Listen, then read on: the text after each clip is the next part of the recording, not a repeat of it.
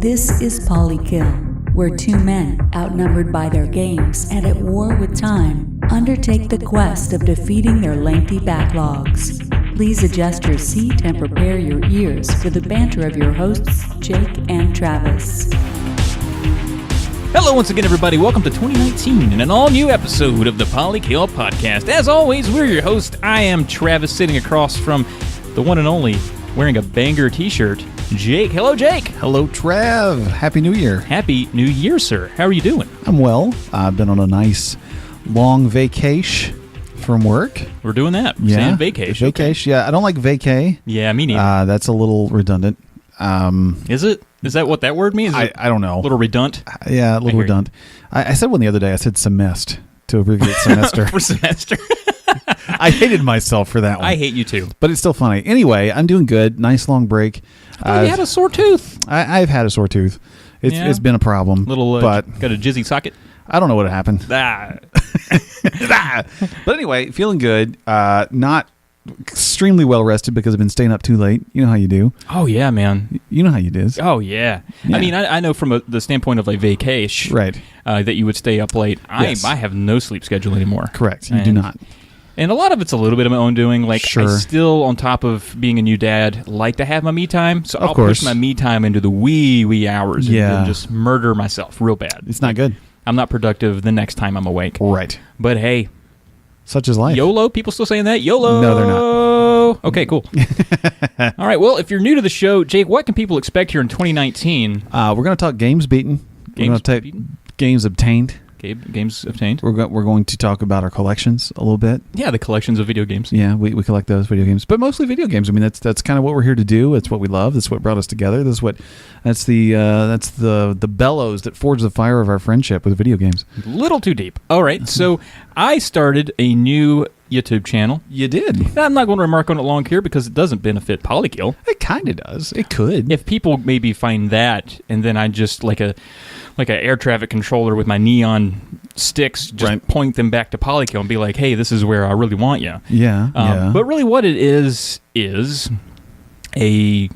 I won't go as far as to say like a well-researched podcast. It's good. Podcast. Look at me. I'm still talking about podcast. Video series. But I'm really interested in the NES library. I always have been. It's fascinated me as a kid. It seemed so big and vast as a kid. And I wanted all the games as a kid.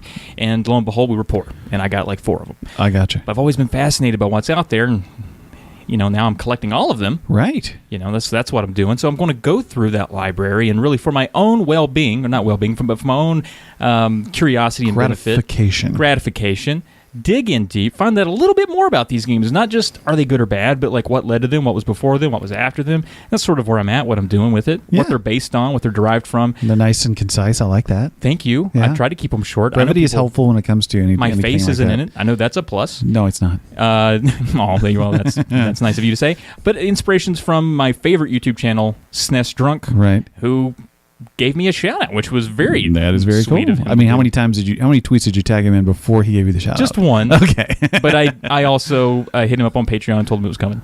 So nice. So I paid for it. But nice. it's good, it's fun, it's been a good outlet for me. There's a lot more to come. Hopefully it's something I stick with, but not going to dwell it on much here. But point yourself to NES Friend, give it a subscribe if you care to, if you're into the NES, because that's all it's going to be. It's not going to be anything else but that. Very cool. Yeah. And then, Jake, you made a video here recently. I did. I finally got around to making an update to my Switch collection. It had been a while. I think September or October was the last time I put up anything, and obviously I accrued more since then. I didn't go through everything that I got live in the video because it's just, no one, I don't think, cares to see all of that because there was not a substantial amount, but more than I felt would be comfortable. Yeah, substantial. But yeah, detailed a few of the big pickups that I got and a couple of cool collector's things, some games I don't even know anything about that I have, so I'm pretty excited to play those, and so check that out if you get a chance. It was a neat video. There's a few chuckles in there. You're very good about being subtle about it. I try. It's very good. I try very hard to be funny. And that reminds me of Caleb J. Ross. He and I, and of course we poke a little bit at Caleb in this video, but he and I did a little spoof video a while back. I do remember that. That was great. That's also so. Go check out Caleb J. Ross's channel. He does a lot of really good stuff. He's great at it. It's very underappreciated. So please go check it out. I agree. All right, let's get into the meat of the show. Meat. Let's talk about some collection pickups. We don't have to go into detail about every game we pick up, but the ones that look good on our shelf. Sure. And occasionally played. Yeah. I picked up. I went on a little bit of an eBay tear. Right. Yeah, you mentioned this. Almost accidentally. Okay. What I found. You just like fall into your computer and it just opened up an eBay window? Yes. Okay. That seems like an accidental way to get on eBay bids. Yeah, I did it all from my phone. I had baby in left hand scrolling, just hot thumbing through eBay with the right hand. What I found was, because it was Christmas Day. Oh. Christmas Eve through Christmas Day. And what I found was a lot of people by Christmas have already spent the money they have for gifts or acquired what they're going to get. They're not spending anymore right now. Right. Or they're kind of displaced. It's Christmas. They got their family to worry about. They're whatever. I found that 4 a.m. is a great time to be bidding and finding some games. On Christmas Day. Or Christmas Eve, that little window of time. Okay. Wasteland out there. Oh. I won so many bids on some really good stuff. I got some that I haven't quite picked. They haven't arrived yet, so I haven't listed them here. Okay. But I did end up with a complete in box Monster in My Pocket. I don't even know what that is. It's an NES game. Monster in My Pocket was actually a toy line that the game is based on. Sounds way like back in the Disney. Yeah. But a CIB one for maybe a quarter of what it goes for. Wow, a quarter. I was a little worried. 25 cents. That's incredible. No. More of a fraction of its going rate. 1/4 of its total value. Correct. And I thought when it came here, it would just be a pile of wadded up newspapers, and I had been lied to. Okay. Because sometimes I'm like, did I just not read the whole eBay listing? And I've done that. Like they show a picture of something, they're like in big bold letters at the bottom. They're like, it's not what's pictured. It's actually a dead cat. And you're like, what am I going to do with this dead cat? Yeah. I guess I'll have to eat it. I guess so. Can't let it not want not go to waste. But no, and scored big on that. Also picked up Landstalker, which is another big. That's very 80s sounding. Well, sure, it's early 90s, but for the Sega Genesis, Landstalker, it's one of the few action RPGs on the system for the Genesis, which was mainly a sports shooter. Right. Blast processing. So that's one that I really wanted, and I got a really good rate on it. So I honestly almost did so well at eBay that I was broke. Oh. You know what I mean? Like, I bid low. I was like, I'm not going to win any of these, and won like most of them. I was That's like, incredible. What the hell happened? So it's a good time of year. So little little tip. Don't sell that time of year because you won't get your potential. Want to. I'm surprised people do. Yeah. Honestly. Maybe they're ignorant. It seems like they might be. Good job. Yep. So I picked up a few. Obviously, I did the pickup video, but I picked up a few since then. GameStop was having a buy two get one free on previously owned games, so obviously you have to take advantage of that. If you're a Switch guy, yeah, sure. So it's perfect. So I picked up the Street Fighter 2 30th Anniversary Collection, which I've had my eye on a while. I always felt it was a little overpriced at $40. So I think I got it for like $27. So I feel like that's a good deal. And then I picked up, DeBlob 2, which I haven't played DeBlob yet. Dayblob. Dayblob. Oh, Nightblob. I don't know. Dayblob Fighter than Nightblob. Are you saying? Yeah, no, it's just Dayblob. I really don't know much about it. Yeah, it seems. We're both what? It's a game. Oh, yeah, I got that. I got Rhyme, which is a game that I've already beaten. Obviously, right. I've heard the Switch port is abysmal. Don't really care because I'm not going to play it on Switch. How could it be so bad? Yeah, apparently it's terrible. Huh? Which makes me sad because I do like that game and I wanted it to do well. I could see like Doom being bad or FIFA being bad, but yeah, I just don't think they did a good job of optimizing it for the hardware. Yeah, a little sad on that front. So those were my pickups from GameStop, and I did do a couple of eBay pickups because there were some codes that went around for like 15% off of no matter what you bought. So I got a 2-pack of Party Arcade and some Aqua racing game that I realized I already had after I bought it, but it was fine. But I got both of those for $10.99 with free shipping, so that was a good deal. Good job. Yeah, because the total value of both of those games is like $50, according to GVN. So that was a good deal. And then I picked up South Park: The Fractured Butthole, and It'll Do 2 Plus. It'll do too. So yeah, those decent little swarth. Especially that I've been curious about. I'm not a big fighting guy, right? Fighting game guy. Sure. I will fight anybody in real life. Bring it. Badass. But Street Fighter 2 is sort of it's like an unconquered thing for me. Now I went back and I ran through it with a character, but it's always been this kind of mythos to me. And I think its 30th anniversary would be a good to really get kind of sink in all of those different iterations and characters because it's a big fan service title, right? Oh yeah, I have to admit, was not, I guess, and I should say it's not Street Fighter 2 30th anniversary. It's just Street Fighter. Right. Because it does run the gamut from like OG Street Fighter all the way through like the last iteration of Street Fighter 3. So I may have said Street Fighter 2, but I didn't mean to. Well, it's just you have that in the sheet. Oh, fair enough. Yeah. But anyway, yeah, it covers the gamut from... Oh, the gamut. Yeah, it covers the entire gamut. French for gamut. Yes, exactly. So yeah, it's like it's got some cool like history stuff in there, some like concept art, some like it has a timeline that you can kind of scroll through, which is pretty cool. That is neat. I like that. Yeah. I wish it had like a video doc, but that's not present. It's all text based, but it's still pretty cool. Pretty cool. Yeah. Sounds like you did well, man. I'm happy. Good job. The collection is strong. And again, please check out that pickup collection video. Yeah. To get the full appreciation of what's going on there with Jake and all of his paychecks. Pretty much. All right, so not much coming out on the radar, but what happened last time? Previously on Polykill, heading into Christmas, Jake and Trav reminisce with listeners over favorite podcast moments from 2018. Jake finished a game, how about that? Red Dead Redemption 2, while Trav goes wild on the Game Gear. Will Trav or Jake achieve their 2018 resolutions in the 11th hour? Game of the Year and other superlatives serve as the Polykill discussion. All right, and we are back. Games that we have completed. It's what we're all here for, Jake. We're here to be games. That's the goal. I think you're here to talk a little shit. I'm here to talk a little shit. What is the shit? The shit is I beat more games than you do since the last episode. Right, yeah. So you beat them so hard you forgot how to speak? I did. I've also had like several beers. You've had 2. Celebrating the new year. But the good news is you've beaten games, and I don't have to look for a new podcast partner in 2019. That is true. We can remain active. I'll remove that Craigslist ad post-haste. Do it.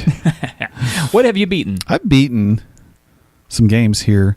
What I'll say is that the Street Fighter 30th Anniversary Collection contains, I think, 12 versions of Street Fighter games. So starting with Street Fighter 1, Street Fighter 2, and then like the Hyper, the Turbo, blah, blah, blah, blah, blah, all that stuff. So I went through 3 of those and beat them with credits. So I'm counting 3 of those. Okay, so fine. Street Fighter 2, the OG. Who'd you beat it with? I beat it with Ryu. Of course. Because it's just kind of vanilla and it kind of works. Come on. And then I beat Street Fighter 3 New Generation. Who'd you beat that with? That was, man, her name starts with an E. Elena. I beat it with Elena. Okay. She's got like, she uses capoeira, so she's kind of dodgy and just kicks a lot, and that worked well. The final boss, though, kind of a bitch. Then Street Fighter 3 Third Strike Fight for the Future. Who'd you beat that one? That one I beat with... Man, I want to say... Calling into question your beats. Yeah, I'm just trying to remember... Beat it when? Because I tried several different characters, and they all kind of run together in my head now. Yeah. You could have lied. I could have, for but I'm not a painful. liar. I don't lie. Okay. I'm not a lying man. Well, were they tough? Which one's tougher? The Third Strike was the toughest one because you have like an ultimate ability that you can choose. So you have like the special meter at the bottom that you can kind of build up, and then you activate this super ultra mega awesome move. And is it called that? Basically. 90s. But yeah.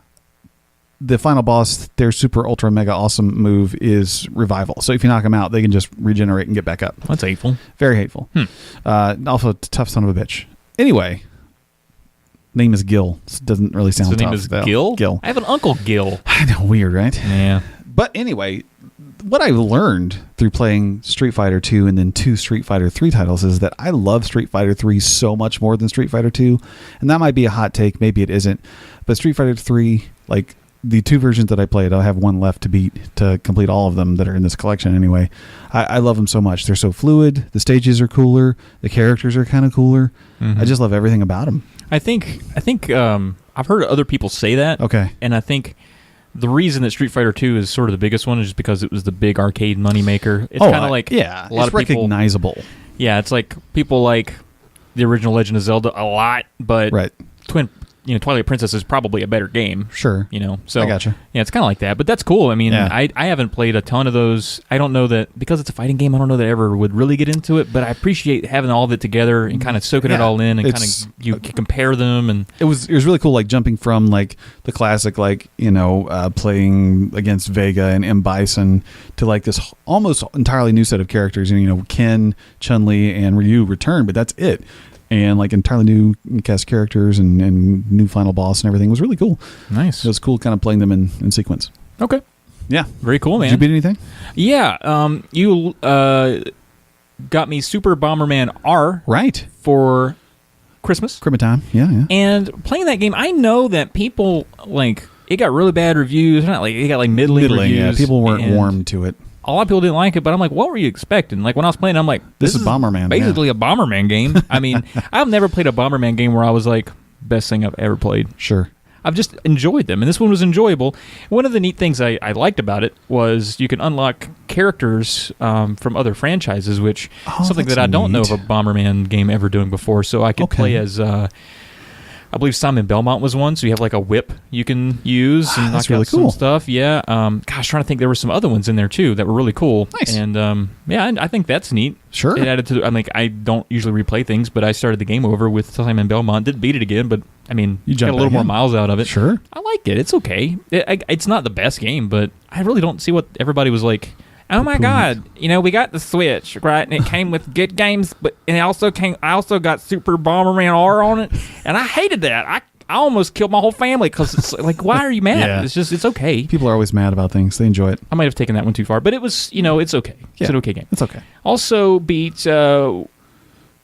Do we want to save the big resolution one till the end here? Yeah, let's do that. Okay, so this one has a little bit of a narrative to it. With it. Monster in My Pocket. You just got it. I just picked it up. And I knew that, Mick and I hadn't played games in a while, had the baby and stuff. Haven't been able to have friends over until recently. And I was like, dude, come on over. Let's play a little Nintendo before the new year, beat another game. And he was all about it. Oh, hell yeah. He comes over, and I'm a little out of practice with my drinking. Oh yeah. Okay, I haven't been kicking them back. Right. A lot of water and coffee for me lately. And, no doubt. And Mick's still in practice. He don't get out of drinking. He's good. He's oiled up, ready to go. So he comes over, and we get dipping into the beers and playing this game. And the game's fun. It's a little side-scrolling sort of action beat 'em up. Okay. Made by Konami. It's not the best made game, but it's fun enough. I didn't have a whole lot of issues with it. And but we get to where we're getting a little more drunk, and Mickey, of course, has Mick. He has a very steep cliff on his drinkingness, so he can just be steady hard for a really good how long are you while. Still standing up, and then all of a sudden he is. Yes, exactly. Yeah. There's no Mick's going downhill. It's Mick hit the floor. It's a precipice. And we're playing, and usually I don't do better than Mick, but I had been consistently. Outperforming him a little bit all night, and I was like, we've been drinking the same amount. I don't think it's that. And so I get to the end one time. And I was like, all right, it doesn't count if I beat him. Let me just see the pattern, and then we'll start it over again and play and get there. And we need to both get there and beat the final boss to count it. Okay. Well, we try that again, and he's just getting sloppy. I can just tell he's getting real sloppy, and I'm like, God damn, I think I'm losing him. I think we might have peaked. And then, lo and behold, my wife sends me a text. She's like, can you come up here for a minute and help with the baby? And I was like, oh, this is perfect. I'll leave Mick. We'll take a break, give him time to maybe sober up, reset a little bit. Or fall asleep. Yeah, or fall asleep. I'll go upstairs to give me time to refresh and sober up. I'll down a few waters and rock the baby and scroll try through not to drop it because I'm a little hammered. And so 20, 25 minutes goes by. I keep texting him like, hey, man, you're right. Not getting anything back. I was like, shit, okay. So I go back downstairs, and I'm expecting him to be asleep. Of course. Just pass down on the couch. But somehow he's just standing in the middle of my room drunker than when I left. I have no idea. That's incredible. I could just tell by looking at him because he just gave me one of those, I'm not staring at you, but I'm kind of looking towards you kind of looks. And he's like, you ready to go again? I was like, God damn, this is not going to work out. Somehow we end up getting to the end boss, and I did one of those same things where I grabbed him by his collar and was like, we made it, yeah. He was just jumping around and flailing, and I was having to coach him on every move. So, and I felt like I was micromanaging the whole thing. I'm like, right, get on the left, now jump here, now double jump here, now get all the way to the right of the screen, all the way to the right of the screen, now jump with me, follow me, jump, and the whole thing just dictated every move he did. We ended up beating him. That's awesome. Yeah, it was great. But and then he looked over at me and was like, John, can I stay here tonight? I'm like, it's 2:30, you're staying here. Yeah, so you're not going anywhere. Shoved him off to his own bed, but it was quite a ride. It was a fun game to beat. I don't think it's a hard game to beat. We definitely made it hard. You made it much worse on yourself. But I couldn't believe when I came back downstairs, I was like, how are you worse than when I left you? That's or did I amazing. sober up and you stayed the same? Hey, that's probably what happened, yeah. I can't tell. But we did end up beating it, and that was fun. That's awesome. Yeah. I also beat, this is beat number 4 for me. Yeah. I'm keeping track. This is The Gardens Between. Gardens Between. Gardens Between. That's a Dave Matthews impersonation. Between. Oh, yours was better. Yeah, a little better. I think that this game is getting some decent press. I think it showed up on Game Pass. It's on Switch now. Catherine, Blue from Flock of Nerds, has beaten it. She did, yeah. Saw that tweet. She kind of spurred me on to beat it, actually, because I had it downloaded. I was like, I want to play this. It looks cool. And then she said, you go for it. It's a quick one. I was like, well, let me do it. So last night, around midnight, I started it. And I wrapped up close to 3. So it was, 3-hour beat. So not bad, but more extensive actually than I thought it was going to be. Yeah. Really gorgeous game. Highly recommend that you play this. It's very simple to play in terms of mechanics, but it's a time-bending puzzle game where each level is kind of this 360-degree island, and you have to manipulate time in one dimension and sometimes in another dimension to solve these puzzles. And the puzzles and the little levels are recreations of memories between these two kids that are neighbors, and you kind of go from like the day that she moved in next door. Mm-hmm. And then like you create all these memories together and you kind of replay them through these puzzles. It's really pretty and got nice little soundtrack. Easy to play. You can literally play it with one hand if you want to. Why would you do that? What would you be doing with your other hand? I mean, maybe hot thumbing through eBay. Hot thumbing through eBay. Maybe. Very good idea. I don't know. Yeah. But anyway, like it's not demanding. So it was perfect for me last night. It was, it was late, but You wanted to just run up the score on me. Wanted to run up the score. Spiking the old proverbial Polykill football in my face. You know how it is. All right. But I'm really glad I played it. I had a good time with it, and I think people should play it. It's gorgeous. That sounds good. That's a good endorsement. I hadn't heard about this, so that's good. Where can I play it? You can get it on Game Pass. You can get it on Switch. No, it's on Switch as well. That's where I would probably play it. I don't know if there'll be a Fizz-a-Dish. I'm not sure how much love it's getting. Okay. But we'll see. All right, man. Is that it for games that are non-resolution impacting? That is correct. All right. So here's a fun thing. Was it December? Was it the day after Christmas? It was the day. Doesn't matter. I think it was midnight on the 27th. Midnight on the 27th. So yeah, I think. Well, earlier that night, I decided, I've been working on some Nest Friend videos. As you do. And I was like, I need to get in there and beat that Sega CD game. You do? You got one more to knock it out. Beat Sonic CD. And I was impressed that the Sonic CD even started. I'm always waiting for those capacitors to fail. And it booted right up. Nice. The game loaded. I found a copy of Snatcher in there. Oh. But it was a burnt copy. I don't know where it came from. That's incredible. Somebody burned me a copy of Snatcher and put it in my Sega CD. That was fun. They love you. So anyway, I started playing it, and I like it a lot. It's an interesting take on I'd never played it. I've always heard people rave about this version. Okay. And it has some different twists in that you can manipulate. I mean, I won't say manipulate time, but the stages can change. Like their era, they can be past and future, and so they can just look a little bit different. Okay, which is cool enough for the era. Sure. And I think that adds a little bit to replayability. So, but anyway, ended up beating it. Whatever, yada yada. Took a picture, put it on Instagram as I do, and then as soon as I did that, I get a text from Jake that was like, "Hey man, resolution 2018 with a check mark." Check mark. Yeah. And I was like, "Yeah, man." And at first, I thought you were talking about mine. Yeah. Congratulations. And I was like, wait. What did you do it? Yeah. And of course you could take it from here. I powered through literally powered through Fallout 4. Yeah. So completed that and knocked that big RPG off the backlog, knocked that out of the resolution. So within minutes we both completed our 2018. Yeah. It was incredible. Which is great that we don't have to 69 each other's. What were we going to do again? Yeah, I'm not sure. I can't remember. Yeah. We need to come up with some stipulations going forward for this episode. It should be a challenge. It really should be. But, do you have any more comments about Sega CD? Or Sonic CD? Yeah. Sonic CD? Yeah. I don't know. It was easier than I thought it would be. So, but I'm glad I played it and beat it. That has like the animated intro, right? Yeah. Yeah. Yeah, and it also has like the actual music track. Okay. It's like the Sonic Boom song. I guess that's where it started, which is actually really catchy. I let it play a little longer. Yeah, a little longer because it was kind of cool. But yeah, I have honestly not played many Sega CD games. I don't really have that many that I think are good. Sure. Aside from the burnt Snatcher that I found. Sounds weird. But, it does. But I hear that this, the Sonic CD is certainly upper echelon, if not one of the best titles on the system. Cool. And I can, the Sega CD is a little marred for not being like head over heels better than the Genesis at the time. Sure. But Sonic CD was a fun time. Neat enough. It was cool. Yeah, especially now. It was good. Cool. Fallout 4, man, I got to say, going back, like when I loaded my save, it was from November of 2016. That was my save. It was over 2 years old. It was the last time I played that game.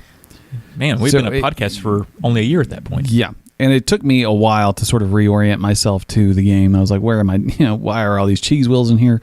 You know how you do when you play a Bethesda game. You save the game and you're like, what the fuck does all of this mean? But anyway, so I picked up and just started powering through. And I did the, I don't know. Do I need to worry about spoilers? That's a good question. I don't know. I feel bad. Anyway, I did an ending. And it was just unsatisfying. I don't know that there is an ending that is satisfying. So, yeah, so in general, the game was clunky, buggy. There was a couple times where like I was doing a quest and it bugged out and I had to replay an hour of the game. Ugh. And that really pissed me off because obviously I'm trying to beat it. You got to power through it. So I'm like, oh, fuck. Oh, God damn it. So, now, did you think that if it weren't for, you started playing that one to achieve the resolution because you were close. Yeah. Do you think if the resolution were not there in place, you'd have given up on it, or would you have even chosen to play it at all? I probably wouldn't have, honestly, and this has little to nothing to do with the recent Bethesda woes that they've been going through with the Fallout 76 launch. Some and fumbles. Some blunders. Like, I think I'm realizing that I'm not much of a Bethesda fan. Like, I think I'm just kind of realizing that their structures are just kind of unappealing to me. At least there's the way they were presented in Fallout 4. I don't think there was enough improvement between 3 and 4. 3 and 4. Yeah. I liked 4 enough. And I get it that it was a game that was it started development for, in a previous gen era. I can cut it some slack here and there. I think a lot of what they do with their like quest structure is that's the stuff that doesn't bother me because it's expected. It's just like it kind of plays like garbage in terms of performance, and like I don't understand that. And narratively, that one in particular, it felt a little uninteresting. There were some cool moments. I'll give it that. There were some cool moments, especially near the end, where there's some like, I won't say large scale assaults, but there's more than one person shooting at you, and you got more than one person shooting back. That's always the thing. The build up in a Fallout game, and then the epic battles are. It's just like there's like, oh wow, there's now 6 people on screen. Right. Cool. Yeah. So like it tried to be epic, and I appreciated the attempts, but like in the end, I was like, okay, glad that's over with. I felt the same way. Now, I had fun with some, obviously exploring in a Bethesda game is one of my favorite things to do because you never know what you can find. Yeah. There were some cool places like the Sea of Tranquility or what? Not Sea of Tranquility. What's that place? The Glowing Sea. Glowing Sea. That place was really cool. Like, it was gross and scary, and I was like, this is a good atmosphere. I like this. Like, I sometimes wish Rockstar and Bethesda would sort of marry their worlds a little bit. Like, a little more fantasy. Rockstar's attention to detail and just how well their games tend to not bug the shit out. Yeah, that's helpful. And then also have like the interactive detail that a Bethesda game has. But what do you do? What are you gonna do? What are you gonna do? You gonna beat it? Yeah. So congrats. Yeah. Glad you got that knocked out, man. I know. But boom! I mean, we knocked out our resolutions. Have we ever done that? Don't know. I don't think we've ever won. I don't think so. What do we do? Yay! Confetti. And now we have to suck each other. What were we gonna do? I don't think we have to do that now. Yeah. Good. Thank God. Yeah. It's exciting. All right, so let's move it into the Just Beat It Shimon. Surprise, surprise. Dean at round_2_gaming. This episode's Polykiller, who has a bear hand and a lion hand and makes them chase each other around his naked belly. Finished Mega Man Zero, Twisted Tales of Spike McFang, Advance Wars, L.A. Noire, Adventures of Lolo 3, and Super Smash Bros. Ultimate. Yeah. Good job. There are 2 games specifically on that list that are kind of lodged in my backlog. Yeah, I know those 2. Advance Wars and Adventures of Lolo 3. Those same, yeah. I realize now, and I knew it before, but Dean is just a better specimen of a human being than me. I can't. There's one particular level in Advance Wars I can't get past, and Adventures of Lolo 3 is just a very difficult puzzle game. Mm-hmm. That's what I've heard. And it's humbling to get beat by a puzzle game. You think eventually you'll get it. Yeah. I'm stuck hard. I gotcha. But Dean did it, so congratulations, Dean. Very cool. You are this. Now, there were some good Polykillers out there. I know Tesseract Unfold gets some Ace Combat games. He still got that Still going. working on that, yeah. Catherine was big on the CC Portable, the PSP collection, the Capcom collection there. So there was plenty of good ones out there. Obviously, we don't cover them all here anymore because it takes forever, and you guys are great at beating all these games. So we just highlight the big guys and a few select tweets. Yeah. So up next is Church at the Game Grinder, and this is the best single word to describe this game as a whole is beautiful. Stunning visuals, a compelling world, atmospheric, melancholic music with fun and interesting gameplay makes Gris? I don't know. A powerful gaming experience not to be missed. Hashtag just beat it. This is a game that is on my personal radar. It just launched on the Switch and PC. Maybe you should learn how to say it. Maybe I should. I just haven't heard anyone else say it. So I'm going to say Gris. Seems like a Gris. I don't know. GRS? Mm-hmm. Yeah. I feel like that's not Grice. Not Grease. There's no E there. That's a Gris. So yeah, I really know very little about this game, and I kind of want to keep it that way because I do intend on playing it probably soon. I like this tweet. The reason I put it in here was because it sounds like something you would have said about a game. That's fair. It's the way your kind of cadence, you describe everything about it with all these fantastic adjectives, and so I was like, Jake might appreciate this tweet. I do. Because Church did a really good job of sort of selling it here. Yeah, and a friend of mine that works at the music website that I write for, he just played this yesterday, and I was like, what are you doing with your life if you're not playing this? So there you go. That's high praise. Yeah, another endorsement. I know that guy. He could be a piece of shit. He's a total snob. Rocket Sauce, that is Rocket Sauce, says, Shadow of the Tomb Raider, I liked it better than Rise. Combat was good, and the game looked great, but the story was its weakness. It's no Drake. Fair enough. So it's no Drake, Jake. I'm not expecting Drake, you know? Like, I get it. Which Drake are they talking about? From Uncharted. Oh, that one. Okay. Yeah, that makes sense. Yeah. The story in those games are just amazing. I am not deterred. I'm still very excited to play this game. A lot of folks coming down hard on this Tomb Raider game. It went completely under a lot of radars. I don't think it's been mentioned. I think it reviewed well, though, in terms of critically. That big price drop, I think, hurt people's feelings. It may have lessened the reputation of the game. Sure. But it's on that tier, I think, of big releases from 2018, Far Cry 5, Assassin's Creed Odyssey, and Tomb Raider that were just overshadowed by a great year. Right. God of War, Red Dead just kind of thwomped everybody. Fair enough. That's very exciting. I want to play it. Yes, sir. Yeah.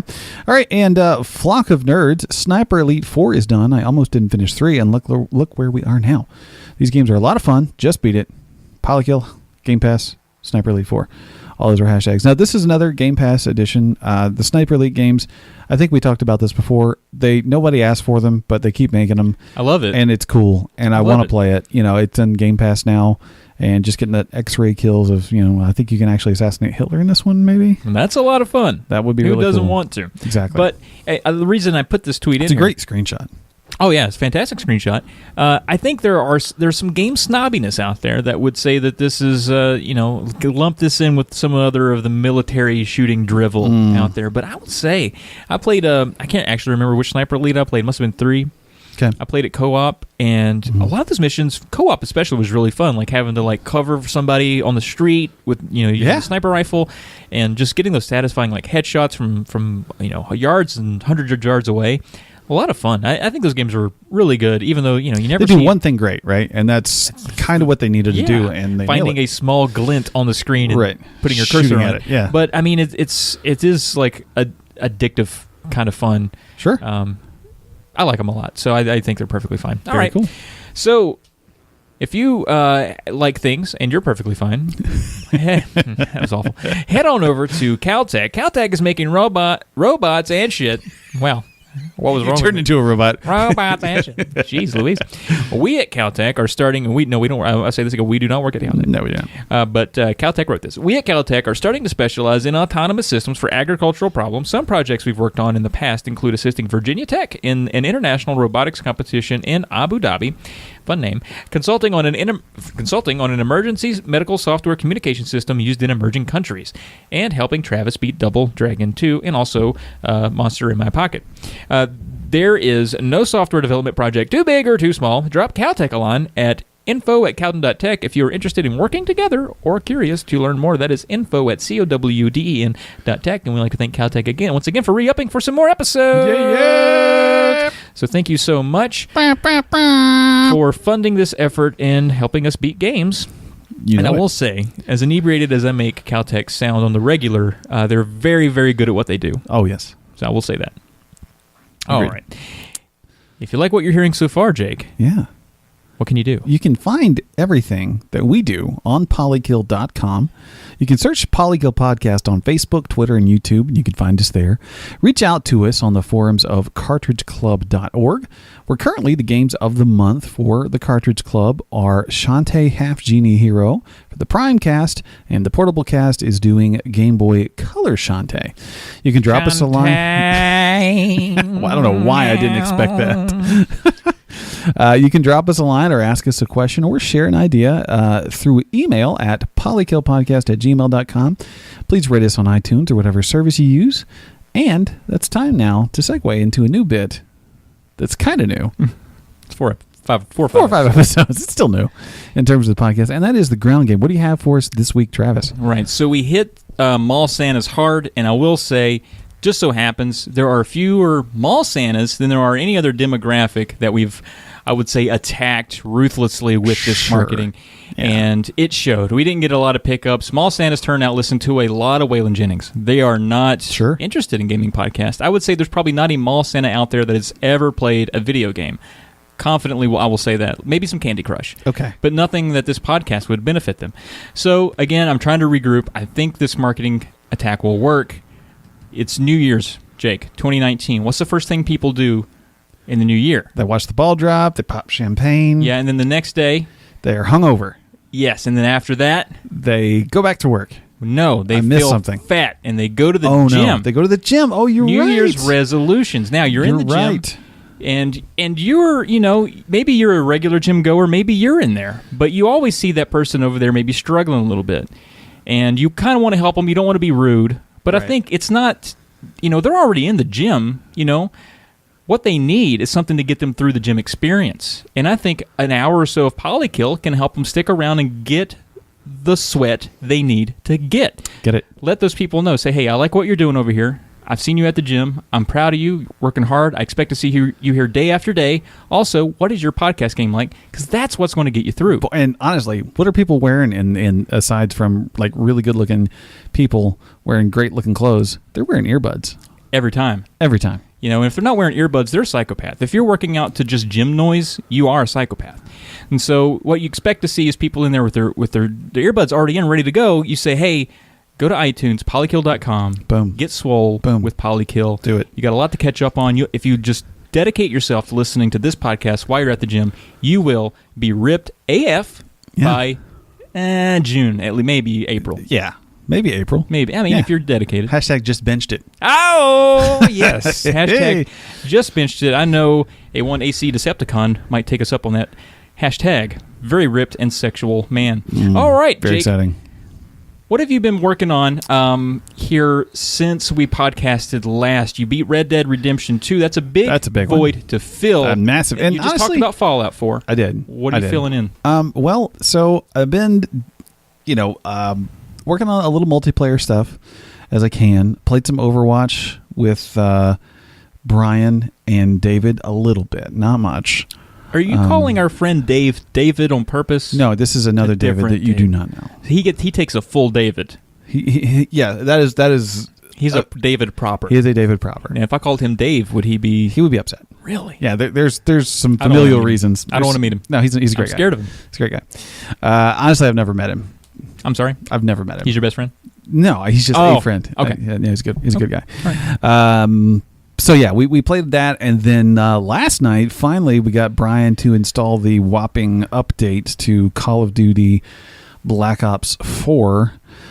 So that was ready, so we jumped into there, and, buddy, let me tell you. No, please. It's just kind of a shit show. Like, I'm so bad at Is it Call a shit show of because Duty. you're bad, or is it just a messy game?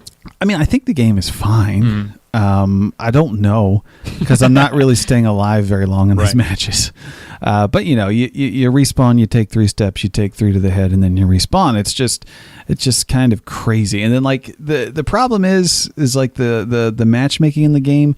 It seems a little lopsided. Like either it's a complete blowout of a win, or you get blown out. Like it doesn't feel like there's strong competition. I haven't played a close game yet. See, could it be because maybe you're new and it doesn't really know how to calibrate you just yet? Or I mean, that could be. I've spent maybe 3 or 4 hours in the game. I'm not bad, but I'm not good. And there's some of these people that you just like. I watch their kill cams, and I'm just like, how are you doing this? How did you know where I was? How did you get your gun up that fast? How did you fire that steadily? It's just embarrassing. But it's still kind of fun. So I still beat my head against the wall to play it a little bit. And this is a pretty robust Call of Duty Black Ops release. There is no single-player story campaign. That's kind of a bummer for a guy like me. It's a bit of a bummer. Who hates other people. Right. In my games, that's especially. Yeah, no, that's understandable. But there's a traditional multiplayer mode with all the different match styles like the domination and team deathmatch and all that stuff, and then there's the zombies mode, which is a co-op zombie shooter mode, and then there is Blackout, which is the big battle royale. So like there's a lot here to play. Right. You're not getting shorted. No, there's a lot of content, and I paid $30 for it, so I can't be mad about it at all. But there's a lot to keep up with. You think you've lost your step? You think you're getting old? Too old for the Twitch? I'm definitely getting too old for the Twitch shooters. Really? You can feel the age setting in. Dude, like I see your it. Bones hurt. It's visible. Wow. How bad I am at this game. It makes sense thinking about how much better I've gotten at Mickey. How much better I've gotten than Mickey at some of the classic games, and he's getting up there. I'm thinking, maybe he's peaking. I think late 30s might be where the decline starts. It might be where it starts. I'm a young 30s man. I'm very vibrant, very fertile. Just had a little baby. So I am fertile, or I don't know what that means. Yeah. What am I saying? Potent. Potent. I think that's potent. Better. I can make a baby, and I also can beat monster in my pocket. Yeah. Which is not also a euphemism for masturbation. But I'm just saying, like, I'm still a spry guy, and you guys are getting a little up there. We are. Totally. What are you playing? Oh yeah, baby. Hey, holler. Let me say. Oh, Breath of the Wild. Yeah. Is probably. Is it the greatest game we've ever played? It's up there. It's up there. Okay. It's really, really good, and it's crazy how many best games I've ever played. I played this year. It's been a crazy, and granted, the game came out almost 2 years ago, but you're playing. Right. But I'm playing it. Like I think the games I played was Super Metroid this year for us. It was last year. No, it was this year. Why didn't I mention it in I think it was this year. God, I don't know. Doesn't matter. All right, let's just pretend it was this year, okay? Think about the games that I've played this year that are like truly gems. Super Metroid being like, maybe an all-time classic.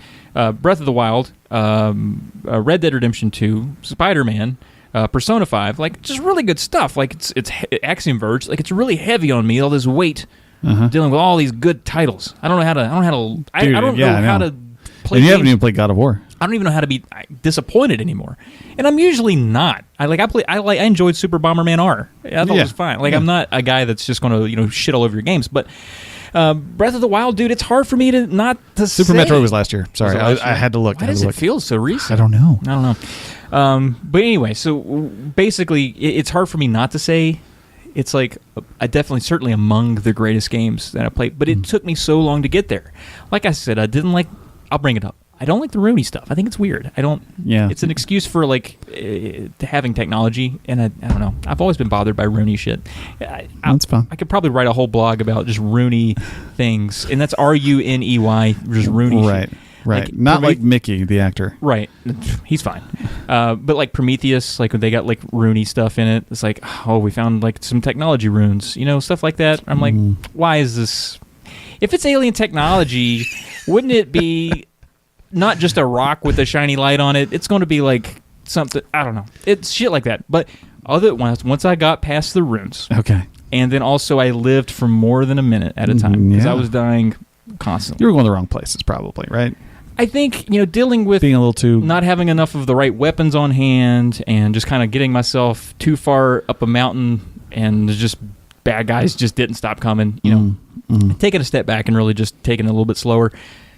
It's been so good, man. I'm so addicted. So I do love it. I'm putting a lot of time into it. Diego Avila, noticed that I had put 40 hours into it. And I was like, really? Because, it'll show what your friends have been doing. I was like, dude, it feels like I've been in the game for like 15 minutes. Like, that's just how it is. See, that's how it was with Red Dead. Like, I was literally at the 40-hour mark, and I was like, why does it feel like I just started? Right. And I don't think I would have ever, certainly... having the Switch and it being much more accessible for me right now is the only reason why I switched back to Breath of the Wild. Sure. Like, I didn't give up Red Dead for anything Red Dead did. I can't wait to get back. But I think I'm just at the end of Act 3, so I thought it was a good time to, if I'm going to take a little bit of a break. Well, once you start Chapter 3 or Chapter 4, you'll be kind of upset with yourself if you don't figure out where things go at that point. Okay. I think. Yeah. That is if you mainline the story. Right. Granted, you can still do what you want, but I'm high on a lot of games. If I have fun with it more than 10 minutes, I'll just fucking suck it up. Yeah, I love it. You love it. I'm not. Ain't nothing wrong with that. I'm an easy guy to impress. Yeah. I'm a very uplifting guy. I don't like to hate on games too much. Right. Because we get video games we're the second generation ever that got video games in the history of the universe. We get them, so I'm not mad at them. Yeah, I just want to have fun. Yeah, man, and I'll find a good thing about it, which is why I moved on to Shining Soul 2. Now, you remember this was like Shining Soul was like my least favorite thing in 2018. You hated it. You wish you got those hours back. I wish I had several of those hours back. I could have put them in the Breath of the Wild, for crying out loud. Look out. I was curious, and I was like, hey. What about Shining Souls 2? Can it be better? Can it be better? Can it? And it turns out it actually is the same game, but it's polished enough that it actually is a better experience. It's like they took the same recipe, which was this trite rote dungeon crawl, into what is now a better trite dungeon road. Crawl. Oh, it's a road. Okay, it's a road. Rote. Rote. Oh, it's just repetitive. I got you. Yeah. Dungeon crawl. It's somehow, and that's the thing too. I've been playing it, and I'm like, why is this better? I'm liking it more, but I cannot even pick out what's different about it. But just little things here and there that they did. So quality of life improvements, maybe. Yeah, like if I gave Shining Soul 1 a hard 3, okay, this is a 6.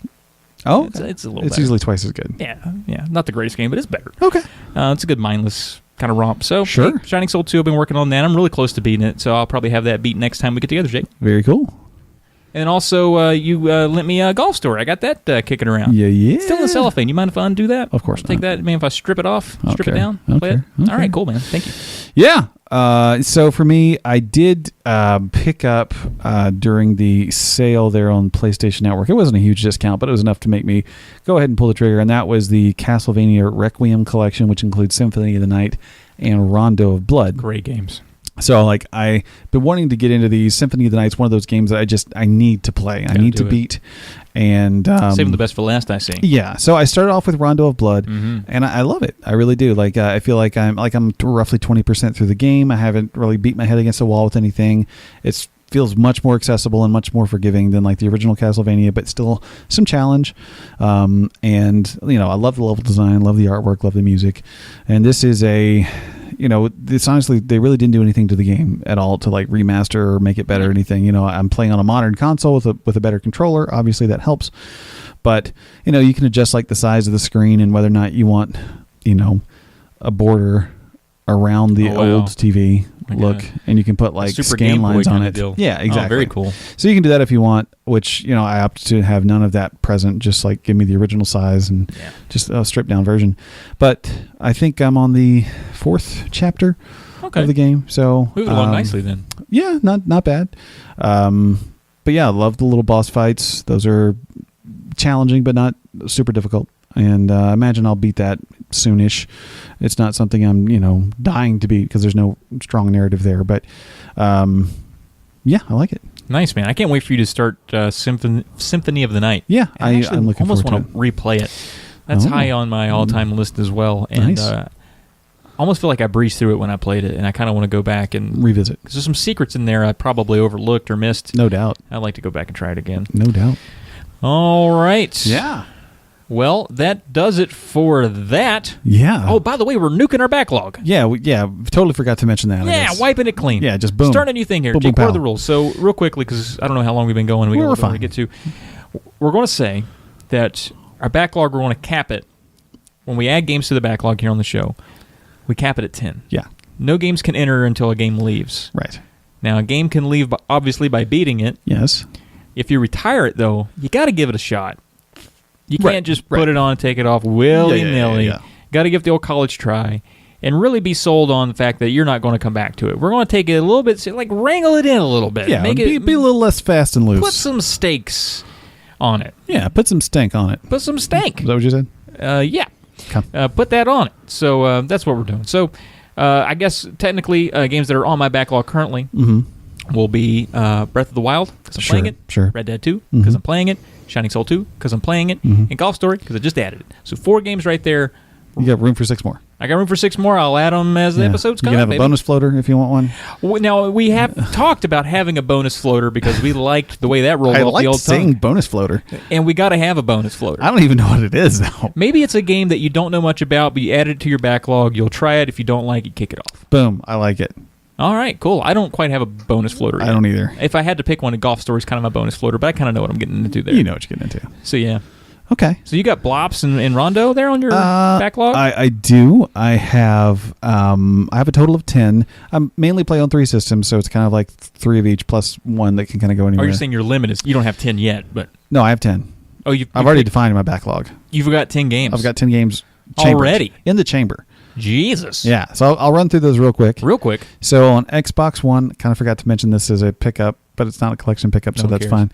Battlefield V. Got that for $30. It's not 5, it's V. What does the V stand for? Victory. European Victory Day.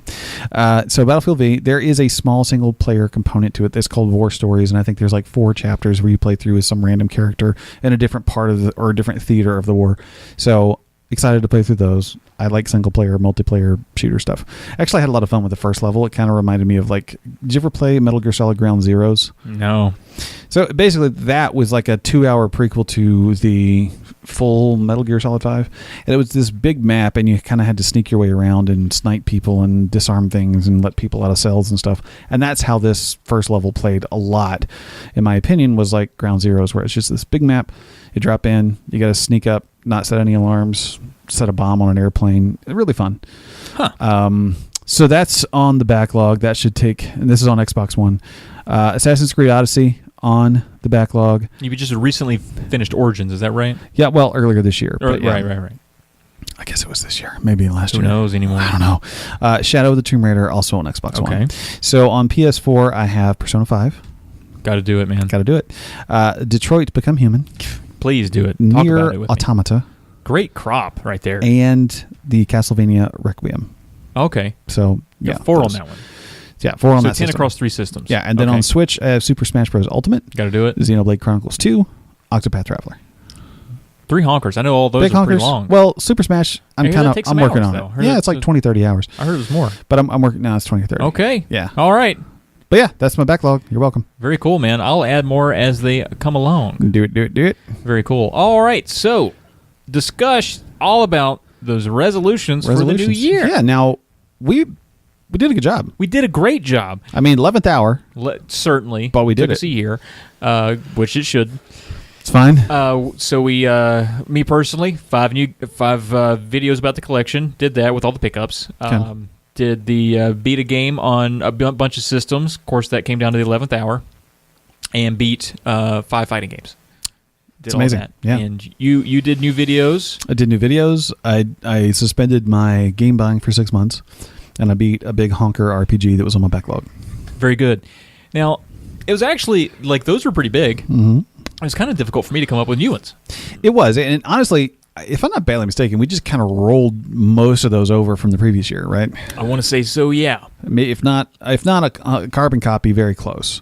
Certainly. So like this year, we kind of wanted to challenge ourselves in how we approach these resolutions, because we didn't want them to be too easy. We also didn't want them to sort of repeat, because we've already proven that we can do some of these things. Like I can, restrain myself from buying games for 6 months. I can beat a big RPG. I can make videos. I think that's going to be a bit more of a routine thing now anyway. So it's kind of like not a big really, deal. Yeah. And same with you. You're certainly. Yeah. So like, I think we wanted to come up with some ideas, and I think we arrived at some pretty cool gaming centric resolutions. Not overly specific, because I think if you're like, I want to beat this game, we'll just put it on the backlog. It's not a resolution. Exactly. But here, we're kind of leaving it open-ended, and maybe with the opportunity for listeners to direct us to where we should go to start. And so my first one is to just beat a Pokemon game. Now, you've never beaten one. You've dabbled, though. Dabbled a little bit. How much is a little bit? A few hours on different games? One game? So back before I was a big collector boy, when I realized I could get an emulator on my phone, I emulated like an old Game Boy version of Pokemon and maybe got a few hours in. And I got the loop. I got why it was fun, why it was addictive. But I really am Pokemon ignorant. Like I really kind of ignore Pokemon talk because I know it's not for me. I'm not going to get it. But I kind of want in on the ground floor, and I'd like to know what's a good starting point if I want to appreciate the entire lineage of Pokemon, but also still have fun with Pokemon. Right. I don't want to go for the new flashy thing, but also don't want to go for the old arcade first thing. So what's a good one? I don't know. Maybe somebody can point me in the right direction. I know you had a suggestion. I did. Now, sadly, you don't have the one that I would recommend or don't have access to. The only one I have is Leaf Green. Right. The one that I think that would be the best for you to start on, and I'll go buy whatever, would be Sun or Moon. Now, those are on 3DS, and I don't think you're going to go buy 3DS to play Pokemon. No, probably not.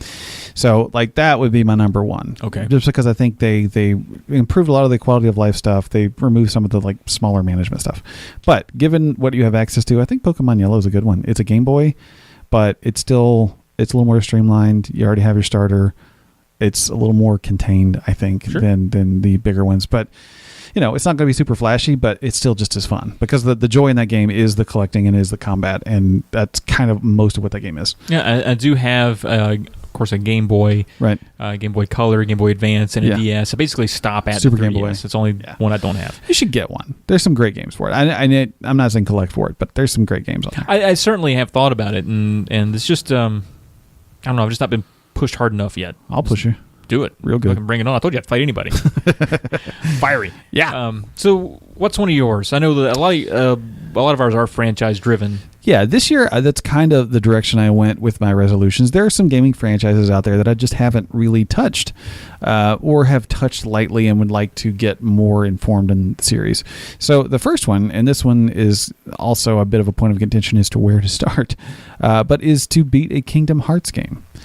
These things are well loved, and people just adore them. They've been frothing at the mouth for this Kingdom Hearts 3. The best place to froth.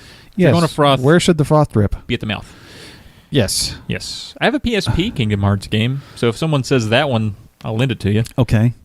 I know that there's a collection now on PS4. Oh, that's right. Like a 1.5 and a 2.5 remix or some shit. I don't even know what half of this stuff means. I don't get the numbers. It's like... they don't matter. I don't think they matter. Because there's 328 and a half days dream drop distance. I don't know what half that shit means. Yeah, it doesn't matter. I don't think. It probably matters. 33 and a third and all that. I'm sure there's a great Wikipedia article or some blog post that I'll be like, here's where to start. We just want someone to tell us. But yeah, just somebody tell me. Just reach out on Twitter, tell Jake, you know what I like. Start here. Yeah, you know what? If you listen to the podcast, you're familiar with what Jake's into. You know what I like. Where would he like to start? Exactly. I feel like it's a narrative-driven game. People might just say the beginning. But the problem is, chronologically, these games were released out of order. That is true. So I don't know if that means anything. It's kind of like, which Star Wars do you watch first? Do you start at the good ones or do you start at the beginning of the story? Like the Ender game novels. It's like they're all over the place. Where do you start? Exactly. So, that's my first one. Cool. I have a similar one to one I had last year where I said, some of these systems that I don't focus on enough. Really, the systems I do focus on the most are my contemporary ones and like my NES, Super Nintendo, Genesis. Those are like my mains. So you've got kind of a gap. I have a gap. There's some systems that I've procured through collecting and some have just fallen right in my hands that I don't feel like I give enough attention. Yeah. And they're expensive pieces of dying technology. They're not going to last forever. I should get the most out of them. So I need to kind of motivate myself to play some of the games that I have on them. Do it. So I want to beat a game. Once again, I got 4 systems picked out here that I think I need focus a little bit more on. Okay. One is the 3DO. All right. The Master System, again, I took that off this year. I'm going to try to get a game on there that is beatable. Okay. Not just an easy one. I'm going to try to get a good one on there, like maybe a Wonder Boy or an Alex Kidd or something. Saturn, again, that's carryover. I beat one this year, but I'd like to get another one. And Dreamcast, because I finally got my Dreamcast working. That's incredible. I might add a game right here to the backlog. It was Elemental Gimmick Gear. Ooh. It was a gift not really a gift. I bought it from him, but it got a good deal from P1 of the Cartridge Club. Nice. Back when he used to be alive and a member of the Cartridge Club. I remember those days. Rest in peace. And I want to get that and play it. Awesome. On the Dreamcast. So that's one I'm adding. That's hopefully one that I finish on the Dreamcast. Very cool. Yep. All right. Next for me is similar to my first one, but this is to beat a Final Fantasy game. Are you telling me, Jake? And in your long, long days, as a what are you 49 now? I'm close to it. Because, like I said, you're dropping off in your performance, both sexually and gamingly. You've not beaten a what? You've not beaten Final Fantasy. You've not beaten a Final Fantasy game. Yeah, I've not. Now I've dabbled. Of course, I'm more of a dabbler. If you're alive and you've touched a controller, you've probably dabbled in a Final Fantasy game. Now, there's going to be some obvious places where people will tell me to go because everybody kind of has their favorite, right? Right. The good thing is there's no bad place to start, and there's no chronological issues. Right. There's no contiguous stories, pretty much. So, like, I have Final Fantasy 15 on my Xbox One. So now I've heard people that beaten it are a little unhappy with the whole thing. You know what I mean? Yeah. I've also heard that. There's Final Fantasy 7. That's another logical place to start. Big one. Yeah. But I think I'm going to play... I could be wrong about this. But they are releasing a couple on Switch that I'm going to probably find myself playing, and that is either 10, which is one that I have dabbled in a bit. I put a good amount of time in 10, actually. I think they're doing 10 and 10-2 as a package, and 12, the Zodiac Age. A little Blitzball. Yeah, Blitzball. So I think maybe one of those might be where I jump in because they're both getting Switch releases, and I'll need to pick them up anyway if they're physical, which I assume they will be. So I think that's probably where I'll jump in. If you got another suggest. Yeah, hit me. Yeah, but I probably don't want to play 7 because I've started that several times. I'm just not feeling the dated stuff. It's tough. It's a little painful for me. Yeah, I personally, I think I always go classic. I never really got in. After 10, I really fell off. But the classics, what is 2 and 3 on the Super Nintendo, which are 4 and 6, right, in the timeline, and 6 maybe probably the better one. Okay. I think it's coming to Switch too. Like there's a whole swath. I thought it was. Yeah. I thought that's what you were going to say actually. Oh, okay. But that could be a good one. I mean, it's obviously the old. Sure. Yeah, I don't mind the real old style. It's just that intermediary. Yeah, that's a little painful. 7, 8, 9. Yeah, a little tough to. Which I think even like 9 would be okay, but 7's just in that awkward, pre-adolescent. Why not just wait for the remake if it's ever going to come? Sure. Take it. And I know how the story ends because that's been spoiled for me for years. Of course. So there's no huge draw. But these other games, I don't really know much about the characters or the narrative and all that. So yeah, go get it, man. Yeah. That's good. So Kingdom Hearts and Final Fantasy, I will say, 2 big RPGs. Big, but I'll prove it. You do it. You got Persona 5 already on there. I beat a 90-hour game this year. You did. So welcome. And you also have Persona 5 on there as well. It's been there for a couple years. You're setting years. yourself up for failure already. A little bit. Day one. All right. So the last one for me, I feel like I don't do this enough. Now, the Cartridge Club does great things for us. They give us a forum. They have there's a lot of listeners that come from the Cartridge Club. They have ads that they use to promote our show. And we've been on their shows a lot. Yeah. And I need to make it a point to play more of those games of the month. Yeah. And they got some good ones coming out. Right. Of course, Shantae being this, I've already... Shantae. I've already played Half Genie Hero. Enjoyed it immensely. Yeah. That's a good one. But I'm going to play along with a couple CC games of the month this year. Okay. I'm not putting a number on it, but you got your eye on any of them? Well, there's one I'm probably going to be on the show for. I don't know if I should spoil that yet. I'll let the Cartridge Club take care of that. Oh, okay. But one in addition to that. Okay. Just one like on my own that I'm not really signed up for, and then also a portable game because Curtis and the gang, they do a really good job with those portable games and they're fun. So do more of that. Sweet. So a portable and Prime Cartridge Club game of the month game. At least one of each. Because I usually will like kind of track everyone's progress. I'm like, oh, that's a good choice. Like DuckTales was this month. I've already beaten it, so I didn't play along, get involved. But I see everybody having fun doing that. I kind of want to do it a couple times. So I gotcha. I don't feel like obligated to play them all, but right, play a couple. Yeah, get in there, enjoy it. Very cool. All right, so finally for me, I guess that was your final one. So because we're going to do threes like we have been. Yeah. My final resolution here for 2019, resolution, if you will, is to beat a Resident Evil game. Holla at it. So horror's not my bag. That's obvious. Yeah. I don't play horror games unless I'm like bro hopping with you and Briz. Obviously, we played through and maybe prayed through The Evil Within, which I kind of ended up feeling kind of meh about at the end. Yeah. Because I feel like it definitely just, it was clunky and it jumped the shark. And a lot of sharks were jumped. I don't mind the bizarre nature of the horror aspect, but I feel like it was just disjointed, which was kind of written into the game as kind of an excuse. Yeah, it overstayed its welcome. Never end, yeah. So, anyway, I've got 2 Resident Evil games that have the Revelations collection, 1 and 2. I don't know if they should count because they're kind of Resident Evil adjacent. Yeah. Resident Evil 0 is coming to Switch this year, so the prequel. I think people will. Yeah, I think the Resident Evil 2. That's big. That and might that's be soon. one to start on. Yeah. I wish there was a good way to play that Resident Evil remake that came out on GameCube. That's a good one, but it is, even though it's a remake, it's still a little dated. I think for you. And this isn't an expert opinion, it's just me like rooting you on. I think 4 is solid. Yeah. Any way you could play that. Okay. But 7's not a bad place to go. Now it's pretty scary. Right. Yeah. But it is certainly one of my favorite horror games of all time, if not like among my favorite games of all time. Like I enjoyed it so much. It was such a good game. Awesome. I would recommend that one. I thought it was a very sound game. I'm honestly leaning toward the 2 remake. Definitely just a good because choice. I feel like I want to experience one of those stories from but I also want to not play a game that has those static camera views that sort of just drives me crazy. Like every time you enter a room, you have to reorient your thumb to which way you're going. And certainly 1 has that. 2 I think as well. Yeah, 2 does. But I think this remake doesn't. No, right? It does not. It's an over-the-shoulder Resident Evil 4 style game. Yeah. So everything's rebuilt from the ground up. So I know I have a friend who's going to be jumping in on that, so I might be able to just borrow his copy once he's done. I think that's something Briz and I will certainly try. Being the Horror Brothers, we got to. You're welcome in on that. We got with Evil Within. Yeah. It's nice to have as many bros as possible because it does get scary, and sometimes I don't know if Brian's big enough to protect me. Well, that's fair. I'm a big man. You could protect both of us. I could. So that's what we need. Okay. So if you want to, any way we could play those games is great. Right. They're great. I would almost say I would play 7 with you, but I've already experienced it. No, I don't want you to do that. But maybe VR.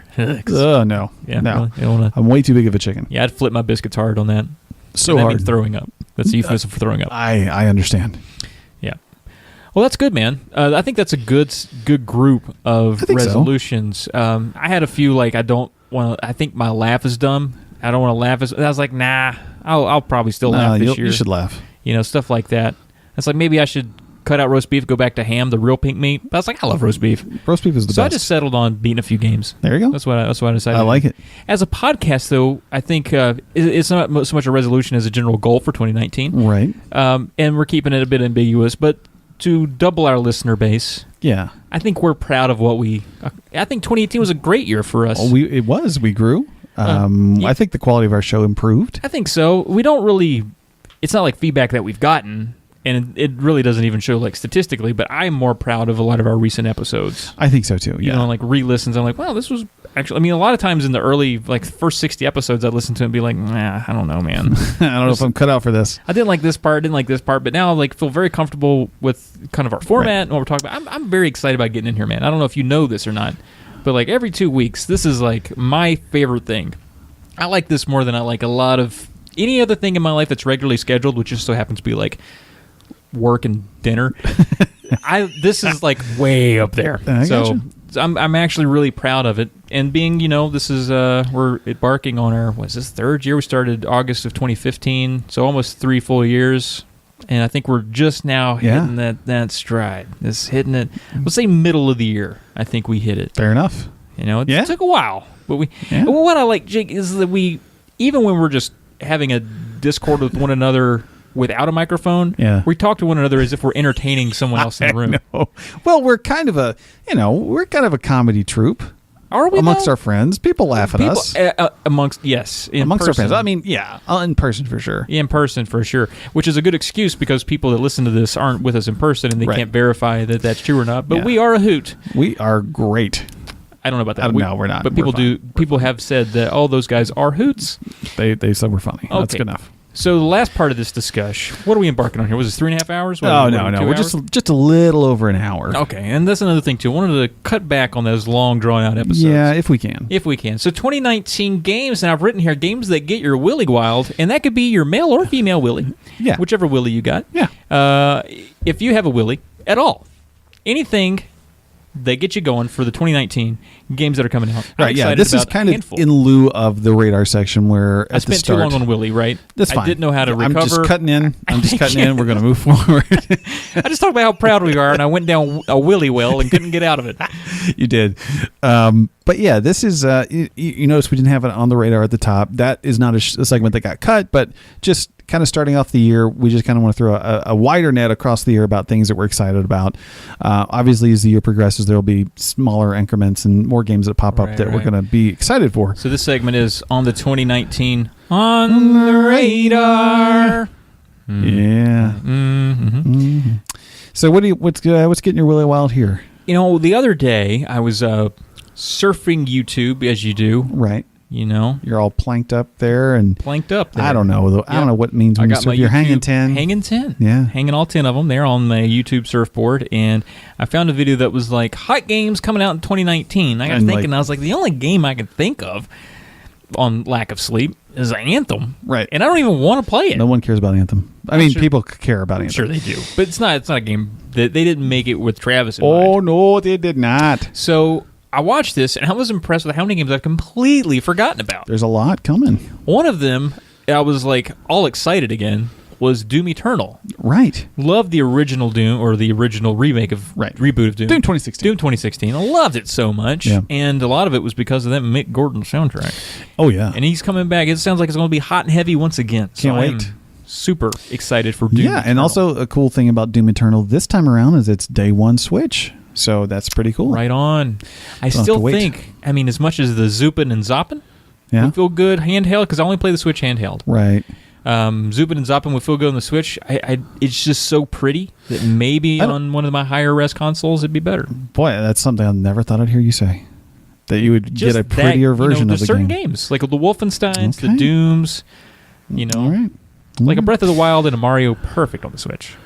Okay. Because they're not made for the high fidelity of a 4K TV. Never were. Never thought of. Nintendo doesn't know what 4K. They can't count that high. They don't know what that means. They get the 720 and then they stop. They're like, I don't know numbers after that. Yeah, 724 does not come after that. You guys are crazy. But I don't know. Doom, it's pretty. Looks it is good. pretty. I'm with you. I'll probably get this on Xbox One with all those sweet Xbox One X enhancements and all that stuff. So it should be nice and pretty. But yeah, I'm excited for this one too. It's one that I'm not actively thinking about a lot, and I hope that helps me be really excited for it once it arrives. I'm with you. You know what I'm saying? It's not like I'm frothing at the... Where do you froth from? Once again, it's the mouth. Okay, I'm not frothing... not frothing there for this game. But I will be very ready once it arrives. One for me, Gears 5. Dude. That's coming, 2019. I forgot again. I know. I think it's 2019. I'm pretty sure it's 2019. Coalition? Yeah. They're all of them now. Yeah. That's cool. Yeah. Did okay with the last one, I thought. I liked it. I thought it ended a little abruptly. I definitely thought so too. Yeah. I wanted more, which is a good thing. Right. No, I'm perfectly okay with that. I think that Phil Spencer said on the Game Awards that, one thing I loved about Phil Spencer's bit was Jeff Keighley was like, hey, you've had a great year at Xbox. And Phil was like, we could do better. And I was like, I love you. That's such an honest, candid thing to say. It's not saying, no, we had a shit year, because it kind of did. And also not like ignoring the fact that they need to do better. But pretty sure he confirmed that this comes out 2019. But yeah, Gears 5, I liked 4. I liked, that they didn't change the core aspects of what makes Gears, but also added some new characters and new locations and a few new mechanics and some guns. Callbacks. You got to have some callbacks. Yeah, I felt like it maybe the new one is going to be a bigger step away from the original, and I kind of hope so, because now it should be JD's show. It shouldn't be Marcus' show anymore. So yeah, I'm excited. Yeah, very cool.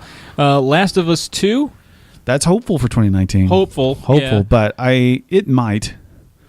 But I'm very excited for that game. I can't wait. It looks awesome.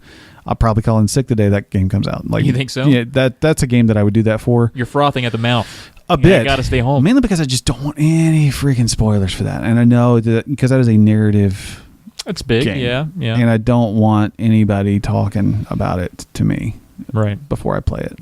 So, yeah, I'm very excited for that. Days Gone, that's one that I'm excited for that I think everyone else has forgot about because maybe everyone's over zombies. Maybe they are. I don't know. I haven't played many zombie games lately, and I really want to play Days Gone. It's weird that that is like the only zombie game left to come out. I guess was the other ones. Well, Dead Island is supposed to get a sequel. Oh, okay. Which I may have already. I don't know. I feel like There's another like survival game that Dying Light is getting a sequel. Oh yeah, that's right. So I guess there's some others. There's some others. But this looks. I love the post-apocalyptic motorcycle gang zombie bear. I mean, that looks cool. Cool, man. I like Sony Bend.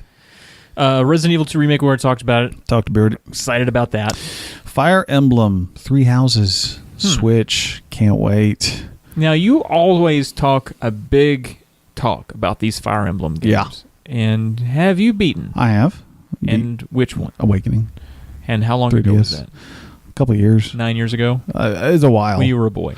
No. I feel like you talk about them and I never hear you play about them. Well, I don't have anything to play them on right now. You lost your 3DS for a Switch. Years, DS or whatever. You lost stuff. I don't know. I'm just worried about you. Don't worry. You gonna get it? You gonna beat this one? I'm gonna get it. It's already pre-ordered. Already pre-ordered? Already pre-ordered. What's it coming out on? Switch. That's it. Just okay. It's a Nintendo franchise. So. Well, I didn't know if 3DS was going to get a little bit of love there or something. Nope. This is built for the Switch, ground up. Huh. Very excited. Look there at you. Well, good luck. When is it coming out? Spring. Oh, so soon. Soonish. So another giant game that you'll probably not finish. I'll have some other ones knocked off by then. Sure you will. You hush. Rage 2. Ooh, this one sneaks up on me. I kind of forget about it, and then I see it, and I'm like, damn, that looks fun. It was a surprise when we saw the the leak, I guess, prior to the announcement. Right. I was one of 4 people that enjoyed the first Rage. I thought think it was you were. fine. I thought it was okay, just a bit dull. I don't come down on things often. I thought it was a little dull, but there were parts of it I pleasantly enjoyed. Thought it was fine. Sure. But this was like a completely different flavor. Oh, this is like a spicy cotton candy. Yeah. It's crazy. This one's going big. And it feels like it's very inspired by the recent like Mad Max movie in some ways, which I guess the original Rage was too, but even more so this one. I'm kind of stoked for it. Yeah, I like it. I like the tone. Yeah, because it's being a lot of fun. No multiplayer. Also like that. Mm-hmm. Just building a shooter game. Which is weird. It looked like a game when I first saw the trailer. I'm like, this is probably going to have a lot of multiplayer. Yeah. I'm glad they're not focusing on that. That's good. New Super Mario Bros. U Deluxe. Is that coming out soon? That's like the next 3 weeks. Okay. The 11th, actually. I think it's the 11th. So it is on your radar. It is on my radar. I guess technically on my radar. But yeah, I mean, I never got around to playing this collection because this is the Luigi one and the Super Mario Bros. I in didn't one play package. the Luigi one. What's the big difference? I think it's just a Luigi game. But I mean, it's a whole game. Yeah. But it's just Luigi's kind of forefront. I think it was released during the year of Luigi. Remember? I do remember that. And I guess they were not going to do that again because I think they lost a lot of money on that. Yeah, I think that was a dumb idea. Stupid Luigi. Poor guy. He's a bit of a whipping boy at this point. But yeah, I never got a chance to play these, and this is like, it kind of reminds me, obviously, of like Super Mario World style. And that's what I'm about with my Mario game. So I'm excited to play it. Very cool. Ori and the Will of the Wisps, which sounds like an Opeth song. It does. But isn't a game featuring an owl. Right. I think it's an owl. There's owls in it. There's definitely an owl in it. Now, I enjoyed Ori and the Blind Forest quite a bit. A little difficult, mainly because I would forget to save. That's a problem. But I was having that problem on Fallout 4. I would just forget to save and be like, shit. Yeah, I know. Like, what year is it? Like, why isn't this auto-saving? It should auto-save when I exit a building. Why isn't it? But yeah, Will of the Wisp looks really good. It does. I love the colors in those games. And like the narrative sans any exposition. Like, there's no... Right. It's like a visual narrative. Yeah, that no one's has telling a lot the of story. weight. It's good. Good. It's really good. Awesome. And it's also it's a Metroidvania game, right, with really, I guess, skill-based platforming involved. So it's like Meat Boy meets Metroidvania, which is really cool. Yeah. It's also kind of frustrating at times. At least Blind Forest was. I imagine this won't be too different, but sure, fun games. Cool. That'll be Game Pass day 1 too. Oh, is that true? Yeah. I should sign back up for that. They're doing good things. They're doing God's work. A couple more for me. Both of these are Switch exclusives. Luigi's Mansion 3. That's coming. I'm excited about that. I mean, that's the working title. It'll probably be different at some point. But man, I love Luigi's Mansion. I wish I could play Dark Moon. I just never got around to it. But I still get nostalgia when I hear the music and when I see Luigi and the mansion and sucking the ghosts up in the What was it called? Vacuum cleaner thingy. Yeah, but they had a name. It really. Yeah, I can't Poltergeist. The Poltergeist. Oh, nice. Yeah, I really loved that game. It was the first game I got from a GameCube, so there's some cool nostalgia. Oh, yeah. And then the big surprise, I guess, kind of of the Game Awards, at least for me in terms of Switch, is their coup of landing an exclusive deal to get Marvel Ultimate Alliance 3. Now, I didn't really watch much of the Game Awards. What is this? Did you ever play Marvel Ultimate Alliance? Fighting game? 1 or 2? No, it's more like I don't know, it kind of feels more like Diablo, but it's with Marvel heroes. I never have. Well-loved, beloved little franchise, and they're releasing the third one exclusive to Switch. Very cool. Yeah. I'm into that. So, you get all your Marvel characters, and they're not based on the MCU, so they can kind of put together anybody that they want. And they're the more comic book versions of themselves, not the movie versions of themselves. Right. So, yeah, I'm really excited to get into that because that's perfect for handheld Switch, that style of game. So, very excited for that. Very cool. Yeah. All right. I didn't even know about that game. Yeah. Awesome. Get with it. Learn something new every day. All right.